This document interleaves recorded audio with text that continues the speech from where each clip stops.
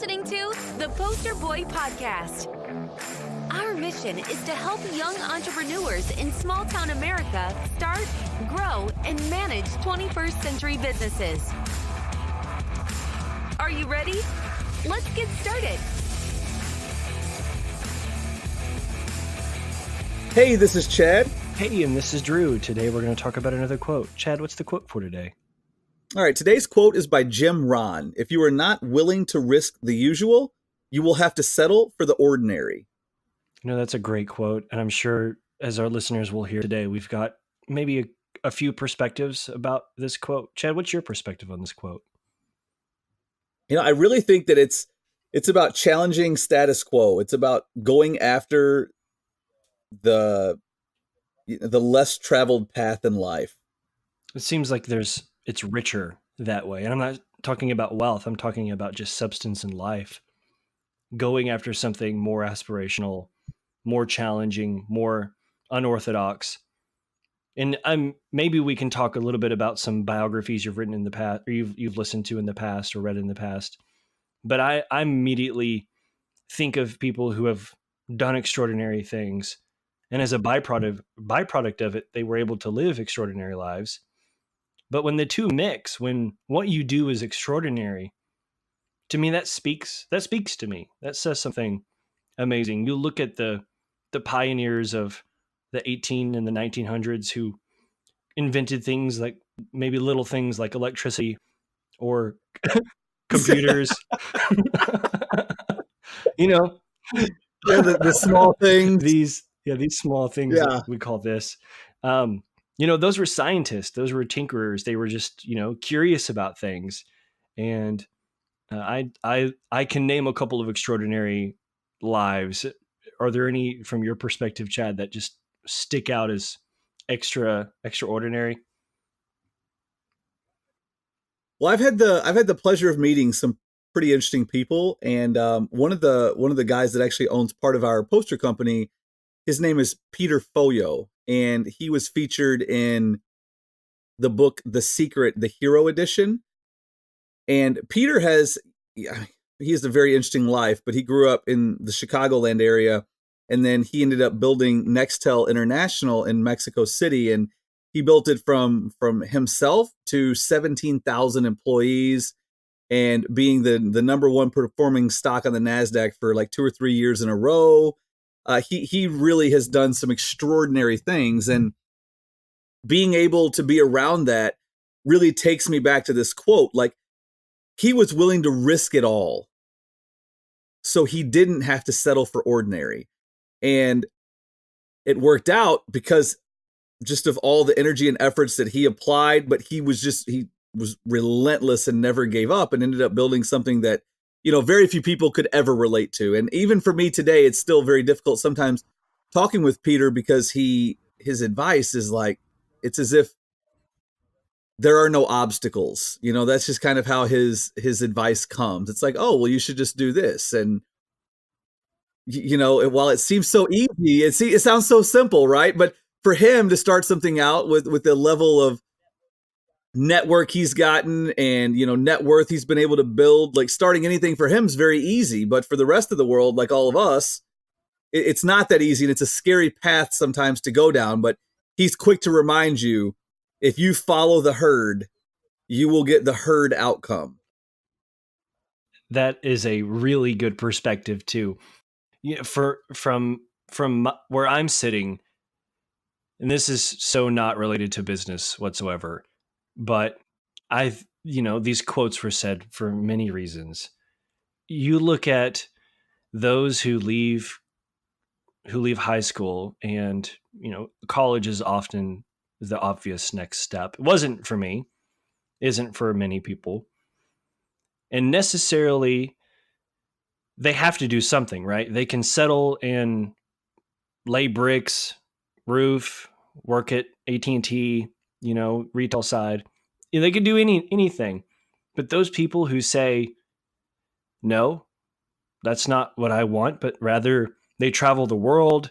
I've known many people who just, they don't come from much, but they travel and they experience things, and they live a very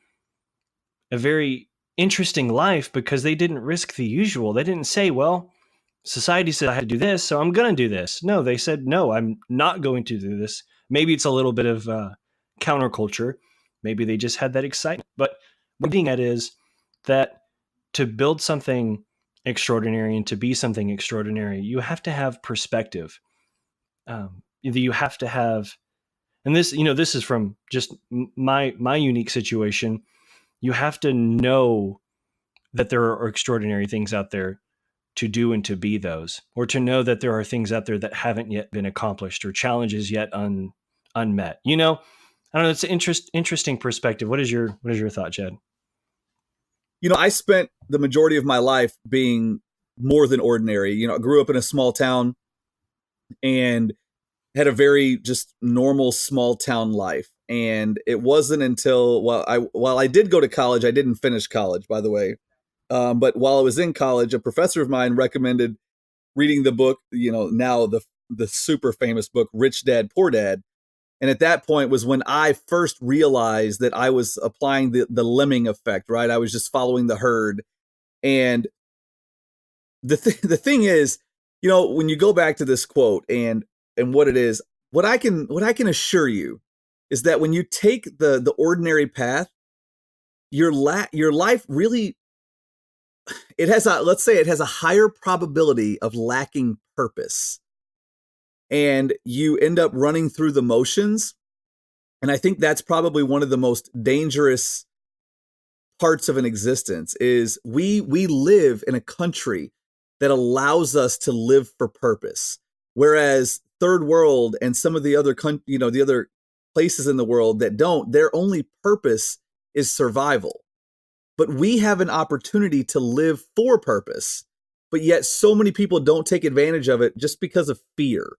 The fear of failure, the fear of what will I do? Everyone will tell you that. It's so funny how many times I've heard, well, you can't pay this bill or that bill with hope, or it's like, you're right, you can't. But at the same time, what I wanted to say was, if you have a job, you won't have purpose. And I can assure you of that if you have an entry-level job. Like, it's a fact, your life will lack purpose. You will be focused on other things that will constantly stress you out. Whereas what you want to do is align your stresses with your purpose. So what you're saying is so counterintuitive, right? I mean, there's a reason they're called entry-level jobs. Are we saying that people should not aspire to work at McDonald's for 35 years if it's their first job? Or are we saying that you just have to recognize that if you have destiny or a goal in life or some big idea, maybe it doesn't happen just yet. Maybe you don't know what your life calling is when you're 21 or 22. Maybe it doesn't happen until you're 37 or 53. But if you're just working a job, you have to recognize that you're performing someone else's dream. I don't know. That sounds kind of bad, but you're living someone else's dream. Yeah, but the world needs employees, and the world needs leaders. It needs a mix of both, right?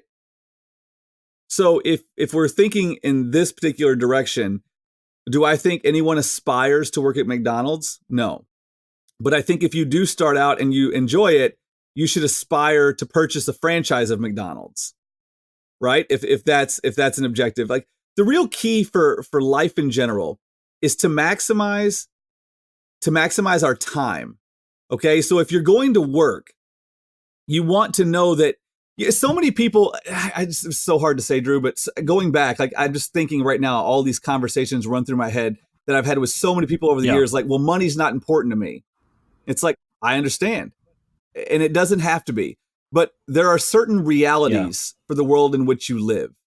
Okay, and one of the realities is that it takes money to purchase things. Unfortunately, we are not in a bartering system today, right? So while it may not be important to you, you have to place respect on it, okay? And so to respect money, therefore, means to respect your time. Because if you don't care about money and all you care about is having $1,000, well, then the number one thing you should care about is the way to achieve $1,000 the fastest, right? So if you're working at McDonald's we're going to use $10 an hour to make it easy, after 100 hours, you will have received $1,000. Whereas, for me, I'm probably a bad example, but let's just say you're working somewhere and you make $20 an hour. Well, now you only need 50 hours to get the $1,000, right? So you've been able to minimize your input for the ideal output, if that makes sense. It does make sense. And I hope people recognize that out of all the episodes we've done, and we will do, this is probably the episode where you either believe us or you don't, because this is very much so we're in the camp that if you're listening to this, or if you've been told or forced to read the book, if it was a gift, you probably have some nugget of big idea or dream, right? And it's okay to have that big idea. It's okay to have that big dream, but you have to recognize that you are either someone who is doing something by taking a risk, or you're going the safe route, and you're to Chad's point, and you can elaborate on this more, you're living on credits that you earn for performing a labor, and it's necessary and it's okay, but we're hoping that you're here because you want something more. And so I say this is probably one of those episodes, one of those conversations that it is a little uneasy, and it is a little risky to say these things. And something that comes to mind is, if you're doing something unusual, you're going to get pushback. There are people who are going to say that, you can't do it, you shouldn't do it, you won't do it. And I know, Chad, you've brought this up many times in the past. To live that extraordinary life, you have to push through those naysayers. And, and to take it back to really more the topic at hand, if you're going to go through a job, then maybe right now you're just telling yourself that you're learning the lessons necessary to build something. But maybe that's a lie you're telling yourself. Well, Drew, something else that I think we should touch on is that so many people talk about, especially the younger generation today, they care so much about their free time and what they get to do, right? They really place value on, I don't really know how to explain it or how to say it the right way, but just the experience that I've had with a bunch of the younger high school generation, early college people, they place so much value on their time off. And while I can appreciate that, my counter argument is to work on something that you love, because then you could care less about the time off. Like for me, I am more than okay working 12 to 14 hours every day, because I consider it my time off. It's almost like my hobby. Yep. Because I enjoy it that much. Whereas some people love camping. I just happen to love business, specifically the business that I'm in. Right. And so if you push and never settle and you find that, then all of a sudden you've built a life that's not ordinary, because you don't have the same problems that everyone else has. So many people hate their lives. They hate their careers. They hate everything they're doing. Whereas for me, I can't even relate to those people, because every day of my life, I thoroughly enjoy. I look forward to waking up. Working it's harder to get me to stop working than it is to get me to go to work, right? It's harder to get me to leave because, and I knew that we had built a great culture years ago, Drew, when we had our design group here. They were in the Chicagoland area. We had a huge team of designers, and they would get off work at, let's say, 2:00, their shift ended. They wouldn't even leave until 4, 5, 6 o'clock at night, because they were all hanging out, and they would still help out. And that was what was so amazing, is we had built this community that people didn't want to leave. That was awesome. It's a very awesome experience when you can do that thing you love and you're really good at it, like mastering something you're really good at. Chad, I'll bring up something briefly. You mentioned before that, in America, in these Western civilizations and cultures with prosperity, that it's easy to look at other cultures and their entrepreneurship. But, we live in a country where taking a risk actually has very low risk. We have bankruptcy laws where you're not going to be thrown into debtor's prison. We've got SaaS products that allow you to do GoFundMe, right? Where you can have people crowdsource your startup. Marketing is $5, $10, $15 away. The risk of starting a business in this country and failing, especially in the onset where you're just getting started, it's so low. Chad, you start off with a printer, and how did you print that? Like on your mom's printer, FedEx Kinko's? Like, what is the risk? Yeah, I print with Kinko's. Yeah, yeah, absolutely. And Drew, something else you just touched on that I want to share a quick story of mine, and it's not business related, but it's a personal, it's personal to help people understand what I mean. But because I don't want anyone to take away that you can't be happy if you live in a third world country because your purpose is survival. However, I had a unique experience where I went with a company called Global Brigades to Honduras, and we flew into Tegucigalpa, and then we ended up going up into the mountains like 3 or 4 hours from the airport, and it was in remote third world. And our job there was to build these things called pilas, which were a place where they could use the bathroom. It was like a hole in the ground. You dig this 16-foot hole in the ground. And then there was a spot where they could wash dishes. And then this thing that we would, I guess, somewhat equivalent of a shower for us. Okay. And then we would also put concrete flooring in their houses. Right. And so when we were there, I think the group I went with, there were 30 or 40 of us. And it was sponsored by, or it was through University of Illinois, Chicago. And there were a few other schools that met up, and we all did this together. And every night we had these chat sessions. So we get to spend all day with the locals, and everyone in the village would come and help on each house that we were doing. And so it was a village effort, and it was a really cool and rewarding experience. But what ended up happening in the end was, as we were getting ready to leave, I'll never forget this. We were sitting around, and all these people are like crying, and they're like, I would stay here forever, and I don't want to go. And, I always found it amazing because, and I chimed in. I'm not shy or scared of confrontation. But the one thing that I pointed out to everyone was that the only reason you want to stay is because you have the option to leave. Okay. Like, yes, the people that we experienced in these countries were happy, but they also can provide less of an impact to the world and make less of a difference on humanity because of their situation. Right? They are happy because they have little stresses, but their stresses are very different. Very few people in this country or in the Western civilization ever consider where they're going, if they're going to eat today. Whereas for these people, if a crop ends up not producing, it could literally wipe out a village. And, it's just important for people to understand that we live in a spot where we don't have to think that way. Okay. And if anything, we should use the fruits of our labor that we earn here to make a difference in places like that, if that is something that you care that much about.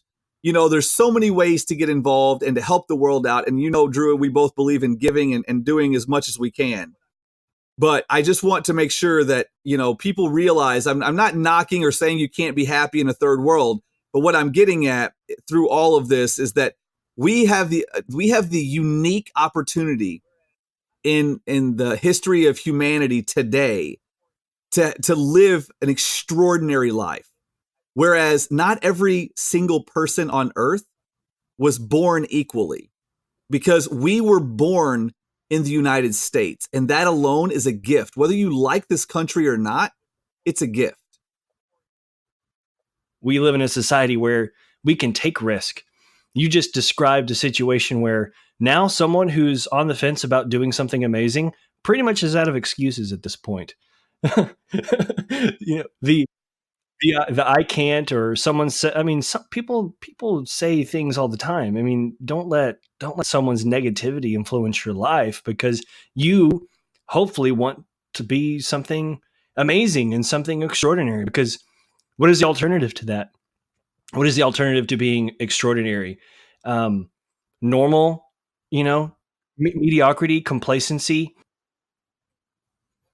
Have you ever heard the famous statement, Drew, that it's very, very rare in life that you regret things that you did? It's generally the things that you didn't do. I will tell you this. I have one of my, I've so many close friends that are old. Okay. And when I say old, I mean older, like in their 70s, 80s, older. And then I had a friend, his name was Irv, who loved this guy dearly. He passed away at 100. And he ended up becoming a close friend of mine that I met in the restaurant world. And that was the advice that he always gave me. He goes, listen, Chad, like, okay, let's say you fail. let's say you go after this business and you fail. What's the worst thing Yep. that happens? He's like, give me just absolute worst case scenario.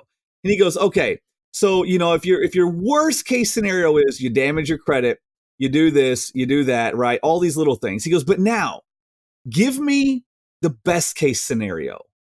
What happens on the best case scenario? He goes, and now weigh your options. Are you willing to risk the fact that you can spend your winters in a warmer climate, that you can provide opportunities and employ large amounts of people and allow them to have a job that where it's like they have their own company and they're able to thrive, right? And you're able to build this entire infrastructure that can support and build and grow as if it's a human, like it's got hearts, it's got a heart, it's got a brain, it's got lungs and kidneys, and that's what you're building, is this basic living organism. And a lot of things happen without me, and that's the sign of my company is very much alive. And that is the potential outcome, right? So does what you fear, is it so great that you're not willing to risk the other side? But yet if you were to take that same risk versus reward scenario and you say, okay, we talk about a job and let's say we start out at, I don't know what the number is, 30 grand a year, we come out of college. Okay, what is worst case scenario? Well, worst case scenario is that, we always make 30 grand a year. Maybe we get fired down the road, right? But then the problem is not on the worst case scenario side, because they're actually pretty similar as if I'm shooting for entrepreneurship, right? The best case scenario is the problem. That's you have limited upside, but yet unlimited downside for the having a job option. But if you have the entrepreneurial side, you still have unlimited downside, but you also have unlimited upside, right? So if you really look at a risk versus reward, taking a job is much more risky because you could commit 20 years to your life. And if they decide to fire you, if you haven't, saved adequately, if they didn't have some sort of profit sharing or you don't have some form of savings, well, you're screwed. And you've spent 20 years of your life that you could have spent. And trust me, if you spend 20 years building a business and you just solve one problem every month, I mean, look, let's be honest, that'll be 360 problems that you solved over 20 years. I can assure you, you will be far better off. And you have the ability to generate passive revenue versus having a job will not give you that. It will not. So I don't know. Hope that encourages someone out there. Like, the downside's the same. It's the upside we're talking about. Yeah, and having an extraordinary life. That's amazing. I'll briefly tell you. I met a man once in a restaurant. The most interesting people you'll ever meet, I found you see in a restaurant. There was a server there. He was a little older, like you described, 50s, 60s, and I would just hang on every word he had. His extraordinary life. He traveled to Scotland and did amazing things. He was in Iran. His stories, his travel, you could tell that his life, the things he didn't do because he'd lived a life of things worth doing. People, excuse me, a life of worth describing. And to be clear, Chad and I aren't describing a a get rich quick scheme and, pushing this concept of live the easy life on the beach with your toes in the sand. I think from my perspective, what I'm hearing is if you're going to do something that's extraordinary. Don't just wait to become something that's extraordinary. And the byproduct is, as in the analogy you described, Chad, you can spend 20 years of your life working at a company. All of a sudden, markets change, you get downsized, you're out. Thanks for your service. Was that an extraordinary job? Perhaps, maybe it is. If you're a scientist, if you're building spaceships at SpaceX, fine. Enjoy that. Like, have that extraordinary life. But it's a challenge. Either be on one side, control your life, control what you do, and be something extraordinary. Or if you're gonna get a job, do something extraordinary, but don't settle for the usual. Well, Drew, before we go on to an action plan, I just want to point out, I have a lot of older friends, and as do you, and most people will have grandparents or things like that. And you have to remember, the stories that we hang on they're not the stories of mediocrity. They're the stories of when they took chances, when they did something extraordinary, when they did something great and worth telling. So I think the challenge, I guess, statement in this is to live a life that's worth talking about. That's really what it all comes down to, is you have one, as far as we're concerned, you get one life where you're cognitively aware. And so under that premise, make sure that it's worth telling when you're in the end. Yeah, starting today. Absolutely. The earlier you start, the more stories you'll have whenever you're cooped up, and older in life and not mobile. So if someone's going to start today, Chad, what's the action plan they should follow? What are we asking them to do right now? Oh man, this is a scary spot to give an action plan because there's a lot of factors that can influence someone's decisions. But I would say evaluate everything in life and try to determine, is there anything that you do or want to do that just sets your soul on fire? I cannot express that enough. Working from a level that sets your soul on fire. And Drew, I want to make sure that we talk about, like, when we talk about being rich through entrepreneurship, it has very little to do with money. It has to do with purpose and the quality of our life. Like the fact that we get to work on things that matter every day, or things that matter to us every day. And that's what it is. But so I would say that you'd want to really start evaluating your options, right? Ask yourself some serious questions about decisions that you've either made or that are upcoming. If you're young and in high school, maybe you're about to go to college. Maybe you have $20,000 set aside for it, right?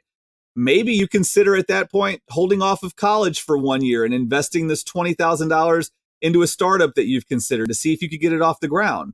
Now, the good news about school is that you're never too old to go, but it does get more difficult to start a business because of personal responsibilities. As you get older, you might have kids or a house and, other things that you have to take care of.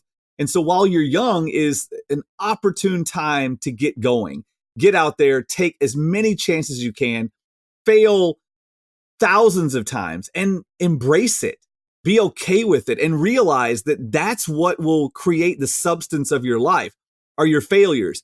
Very few people would read my book if it was all about successes. My book is loaded with nothing but failures.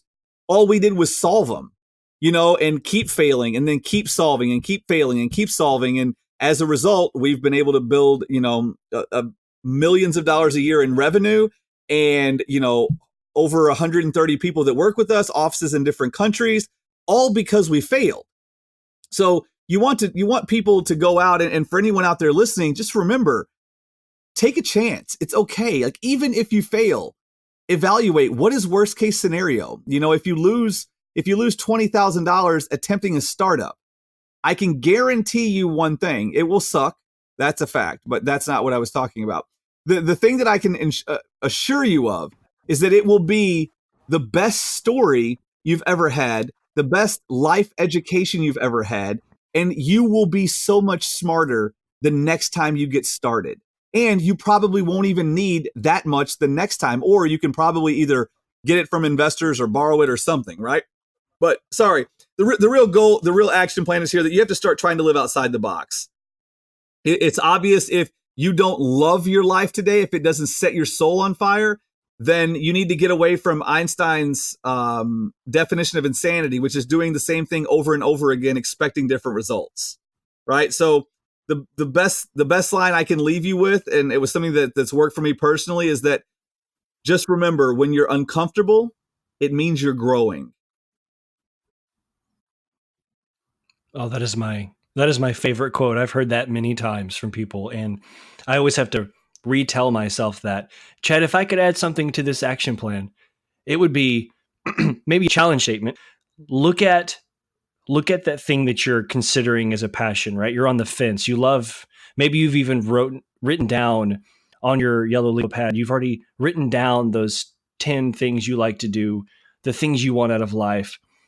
What is something right now that you could cut from this and take that energy and add to something else that you're currently looking at and exploring? Because there's a level of intensity that you need to have, intensity that comes from passion, or that is passion. So I would certainly suggest just consider what's that one thing you could give up and take all that energy and effort and apply it to that one thing that you're still on the fence about. I love it. I love it. Well, I tell you what, we're going to end today's podcast with a quote by Joshua Marine, and it's that challenges are what make life interesting, and overcoming them is what makes life meaningful. And that's what we'll be discussing in our next podcast. This has been another episode of the Poster Boy Podcast, brought to you by utproducts.com. Find and follow us wherever you get your podcasts. Visit us at theposterboybook.com to grab your copy of the book.